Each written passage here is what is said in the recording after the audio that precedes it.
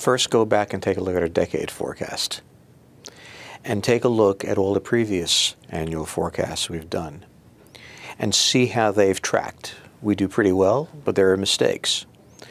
Identify why those mistakes happened. And once you've rated yourself and the forecast on that, start laying out where the next year fits in the decade forecast and with the previous forecasts. We also have quarterly forecasts to update. So you have different levels of granularity in the forecast, and they all have to fit together and guide each other. So you have to be very familiar with what it is that's been said in the past and place this forecast in that continuum. In an annual forecast, we're going to be spending much more time on particular political questions. Who's going to win an election here? What the Russians are going to do in relation to the Chinese. In the decade forecast, we kind of take our eyes out of focus, if you will. And we get away from the details, we get away from the trees, and we really start looking at the forest. What are going to be the main trends that are going to dominate the decade?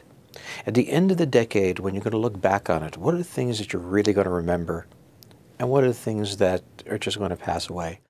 And your goal here is not to paint a picture of every detail in the world, but to do the broad strokes of what's going to happen. The world is not linear. What goes up, what must come down.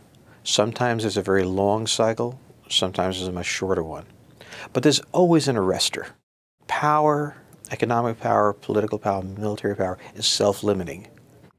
And some cases, the limit comes faster rather than slower. The more enthusiastic people are about a particular trend, the more likely it is to end quickly. They tend to notice later in the game. But we don't believe in lines. Those happen very, very rarely. We believe in cycles, and we believe in discontinuities. 9/11 was a discontinuity. It blasted into the system. Cycles are the decline of Japan. When everybody thought that it was going to rise forever, it didn't. So you look for cycles, you look for discontinuities, and you get very suspicious of straight lines.